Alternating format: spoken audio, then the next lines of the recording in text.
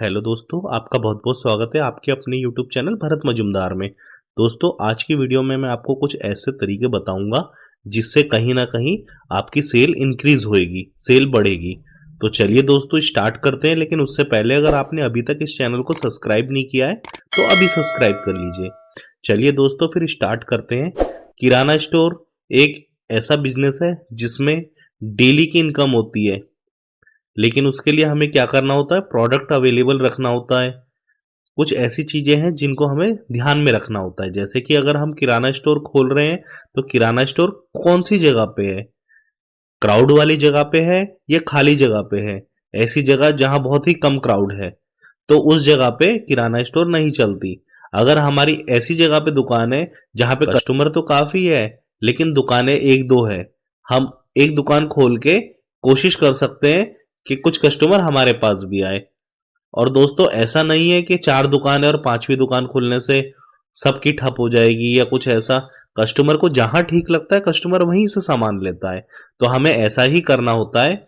जब भी हम किराना स्टोर खोलते हैं तो हमें लोकेशन देख के खोलना होता है, पहली बात, जिससे क्या है, क्राउड आएगा। दूसरी बात, सामान जो हम लेते हैं वो जितना सस्ता मिले हमें उतना अच्छा है। वैसे तो स्टार्टिंग में मैं लोगों को यही कहता हूं, अगर आप अपनी किराना स्टोर खोल रहे हैं तो किसी एक होलसेलर से जुड़ जाइए।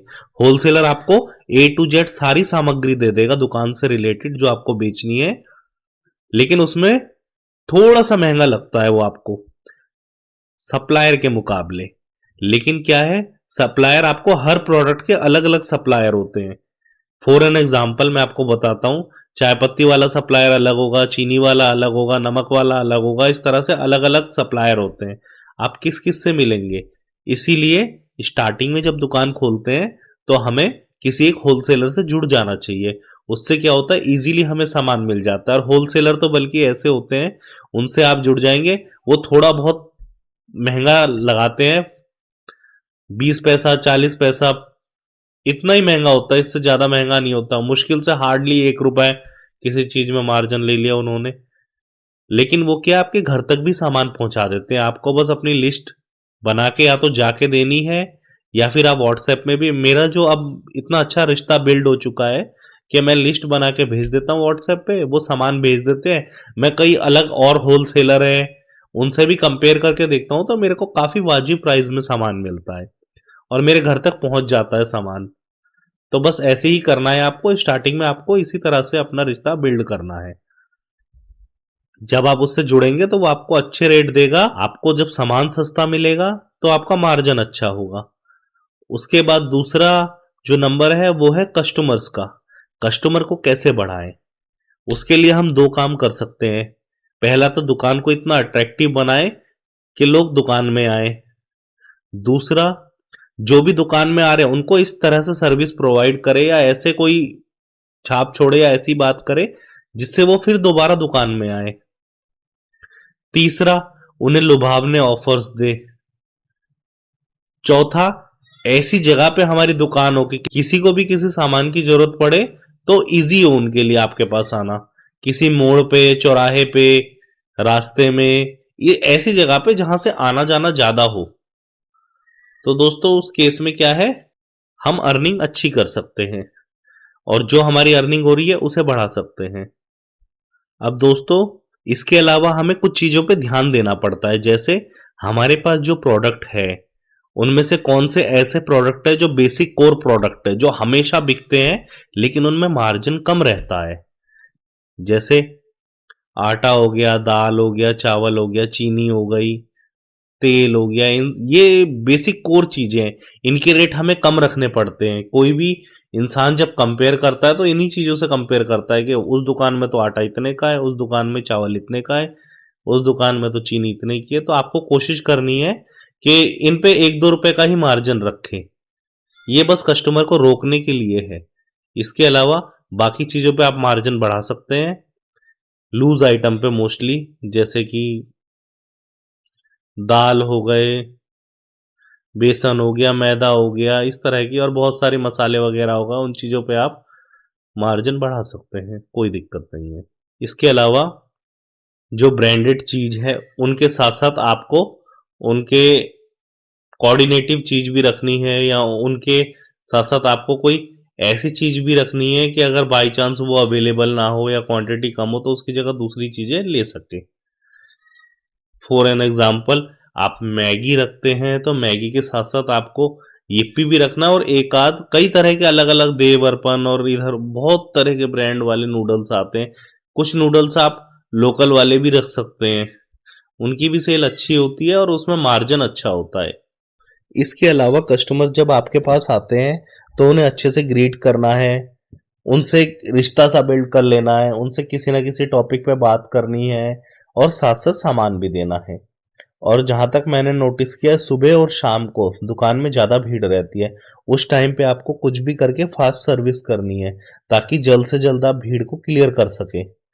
इसके अलावा आपको एक और काम करना है, आपका जो बिहेवियर है उसे काम रखना है यानी ठंडा रखना है।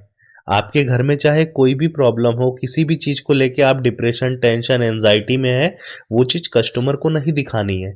आपको बहुत ही प्यार से बात करना है कस्टमर को। तो अपने आप ही कस्टमर को लगेगा कि हाँ, ये दुकानदार ठीक है, ये दुकान ठीक है, ये अपनी सी लगती है, यहाँ पे आने से मेरे को अच्छा फील होता है। वो आएंगे, सामान लेंगे और जाएंगे। और कहीं ना कहीं एक दुकानदार और एक कस्टमर का क्या रिलेशनशिप है? दुकानदार को पैसे चाहिए, कस्टमर को सामान चाहिए। कस्टमर की जरूरत है तो वो सामान लेने आ रहा है, लेकिन हमारी जरूरत है कि हम सामान बेचें ताकि हमारे पास पैसा आए। तो हमें इस पूरी चेन को अच्छे से बना के रखना है। किसी भी कस्टमर पे हमें गुस्सा नहीं करना है, चिल्लाना नहीं है। और दोस्तों, सबसे बड़ी बात, कोशिश करनी है पहले दिन से ही आप बोर्ड वगैरह लगा दे कि उधार मांग के शर्मिंदा ना करे। इस तरह लगाने से क्या होता है, कोई बंदा अगर चाहता भी है कि उधार ले लो तो एक बार को वो झिझक जाता है कि नहीं यार, पता नहीं क्या सोचेगा, इन्होंने तो पहले ही लिख रखा उधार ना दो। ये सबसे बेटर है।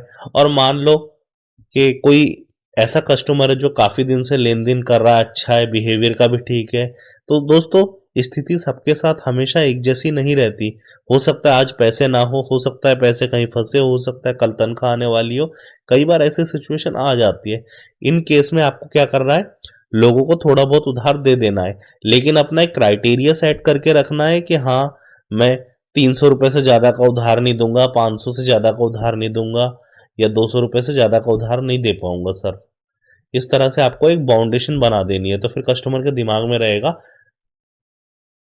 जो अच्छे कस्टमर है वो तो खुद ही बोल देंगे, नहीं नहीं भैया, मैं खुद नहीं चाहता हूँ उधार करना, लेकिन फिलहाल मेरी मजबूरी है, समझो, मैं आपको दे दूंगा, और कोई बात नहीं, आपने इतना बोला है, मैं इससे ज्यादा का नहीं करूंगा। लेकिन जो नहीं देने वाले कस्टमर होते हैं, जो मतलब चाहते हैं कि बस उधार मिलता रहे और चुकाओ ना, वैसे कस्टमरों के लिए एक बाउंडेशन लग जाएगी। उनको भी समझ में आ जाएगा कि हाँ यार, इनने बोल दिया तो अब आगे और तो बढ़ा नहीं सकते, और फिर आप उन्हें बार बार बोलोगे तो वो आपके पैसे भी दे देंगे। और दोस्तों, ऐसा नहीं है कि किराना स्टोर में उधार सारा वापस मिल जाता है। उधार तो मरता ही मरता है। ये है कि अगर आपने 100% उधार दे रखा है, 100 में से आपका 60% तक रिकवर हो जाता है, 40% डूब जाता है। अक्सर ऐसा होता है, जो मैंने अपनी लाइफ में अभी तक देखा है। पर कोशिश ये करनी है कि वो अमाउंट बहुत ज्यादा ना हो, थोड़ा बहुत अमाउंट रहेगा, एक बाउंडेशन बना के रखोगे तो सही रहेगा। बाकी किराना स्टोर ऐसे ही चलती है, उधार भी देना पड़ता है, नगद भी देना पड़ता है, हर तरह से। और आपके साथ भी ऐसा ही होगा। आप जिस होलसेलर से या सप्लायर से मंगाओगे, हो सकता है आपने 10,000 का सामान मंगा लिया और अभी उनके पास 6,000 भेज दिए, 2,000 आप पे उधार रह गया। अगली बार जब दूसरी पर्ची आएगी उसमें से आपने कुछ पेमेंट कर दी, कुछ रह गई। ऐसा चलता रहता है। पर कोशिश यही करनी है कि जब भी आप सामान उठाओ, किसी होलसेलर से उठाओ या सप्लायर से उठाओ, हमेशा नगद सामान उठाना। उससे आपको रेट अच्छे मिलते हैं। एक बार आप जब 4,000, 5,000, 10,000 के अंडर में आ जाओगे, उनके उधार में आ जाओगे, कर्जे में, तो वो धीरे धीरे रेट बढ़ा के देने लगते हैं, 1 रुपये 2 रुपये चीजों पे बढ़ाने लगते हैं। और इसी चीज से बचने के लिए सबसे बढ़िया तरीका यही है, नगद सामान लो, नगद ही बेचो। तो होपफुली आपको ये समझ में आया होगा। नेक्स्ट पॉइंट जो है मेरा, वो ये है कि जब भी आपके पास कस्टमर आते हैं और वो कई तरह की चीजें लेते हैं, सामान लेते हैं अच्छी खासी अमाउंट में, उनके साथ कोई बच्चा है तो आप बच्चे को टॉफी वगैरह दे सकते हैं। अगर वो मना भी करेंगे, नहीं नहीं मत दो, अरे कोई बात नहीं भाई साहब, कोई बात नहीं, अपना ही बच्चा है, कोई बात नहीं, ऐसे बोल के बच्चे को टॉफी दे दो। तो आप क्या कर रहे हो, एक नई जनरेशन के साथ भी एक अपना रिलेशनशिप बिल्ड कर रहे हो। वो बच्चा आज तो छोटा है लेकिन 2 साल बाद 3 साल बाद वो जिद करेगा इसी दुकान में आने की, नहीं पापा वहीं चलो, वहां से जाना है, वहां से चीज लेनी है। बस तो यही करना है, लंबी सोच रखनी है, अच्छा मोटा पैसा कमाना है। क्योंकि हमने बिजनेस चालू किस लिए किया है, टाइम पास के लिए तो किया नहीं है। जब बिजनेस चालू किया तो इसका बेनिफिट भी मिलना चाहिए। लंबी सोच रख के करना, अच्छा मोटा पैसा लगाना, अच्छा कमाना और बिंदास रहना।